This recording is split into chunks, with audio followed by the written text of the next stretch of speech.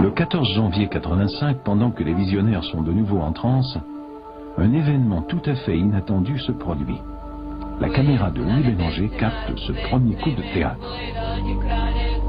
Voilà qu'un pèlerin français qui était là depuis 9 mois fait un geste de menace contre une des visionnaires, Witzka, qui recule.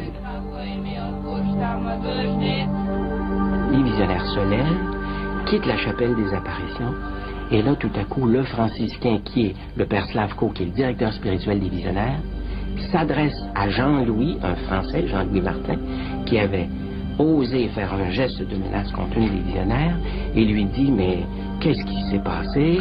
Jean-Louis s'adresse au père Slavko en français, lui dit, tu as vu ce que j'ai fait un geste, tout le monde dit qu'elle ne réagisse pas pendant l'extase, et voilà, j'ai fait le geste contre Witzka, et elle a réagi, donc il n'y a pas d'extase, il la remettait en question. Imaginez-vous, le père Slavko était atterré, Jean-Louis aussi, qui était un croyant fervent, attristé tout à fait, et là on a les deux devant la caméra, qui sont tous les deux tristes, pas pour la même raison évidemment.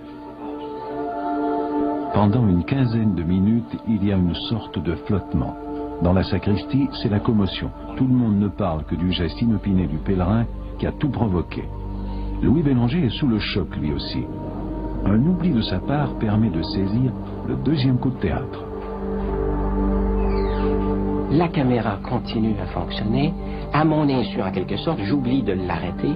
Entre dans la chapelle Witzka et un ex-franciscain qui l'accompagne et qui me traduit que Witzka, lorsqu'elle est entrée dans la chapelle, elle a bien vu Jean-Louis qu'elle connaissait, elle a vu le curé aussi, elle nous a vu tout le monde et elle n'était pas en extase. Mais au moment où ils se sont agenouillés, elle est en extase et elle dit « Je n'ai vu personne » jusqu'à ce que la Vierge se présente.